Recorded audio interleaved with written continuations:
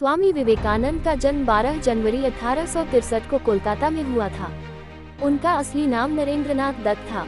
उनके पिता विश्वनाथ दत्त एक प्रसिद्ध वकील थे और उनकी मां भुवनेश्वरी देवी धार्मिक विचारों वाली महिला थी।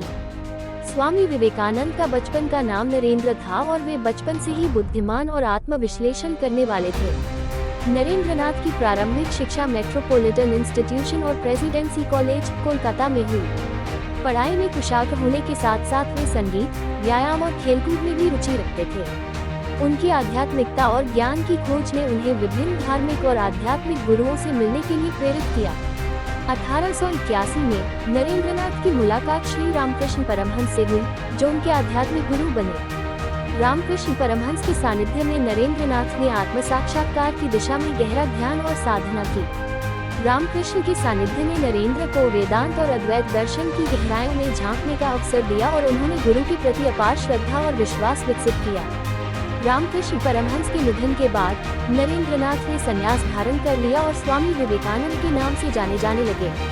उन्होंने अपने गुरु के कार्यों को आगे बढ़ाने के लिए सन्यासी जीवन को अपनाया और भारत के विभिन्न हिस्सों में यात्रा की।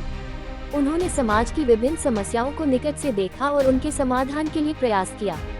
1893 में स्वामी विवेकानंद ने शिकागो में विश्व धर्म महासभा में भाग लिया। वहां उनके द्वारा दिया गया भाषण ऐतिहासिक महत्व रखता है। अपने भाषण की शुरुआत उन्होंने मेरे अमेरिकी भाइयों और बहनों से की, जिसने सभी का ध्यान आकर्षित किया। इस भाषण ने न केवल भारत को वैश्विक मंच पर पहचान दिलाई, बल्कि स्वामी विवेकानंद को भी एक अंतर्राष्ट्रीय व्यक्तित्व बना दिया। उन्होंने अपने विचारों और उपदेशों से पश्चिमी दुनिया को भारतीय दर्शन, योग और वेदांत से परिचित कराया। स्वामी विवेकानंद ने 1897 में रामकृष्ण मिशन की स्थापना की। इस मिशन का मुख्य उद्देश्य शिक्षा, स्वास्थ्य सेवा और समाज सेवा के क्षेत्र में कार्य करना था। रामकृष्ण मिशन आज भी स्वामी विवेकानंद के आदर्शों और सिद्धांतों पर चलकर समाज की सेवा में लगा हुआ है। उन्होंने भारतीय युवाओं को जागरूक और प्रेरित करने के लिए जीवन भर कार्य किया। स्वामी विवेकानंद का मानना था कि शिक्षा का उद्देश्य केवल जानकारी प्रदान करना नहीं है, बल्कि व्यक्तित्व का समग्र विकास करना है। उन्होंने शिक्षा में नैतिकता और आध्यात्मिकता के महत्व पर बल दिया।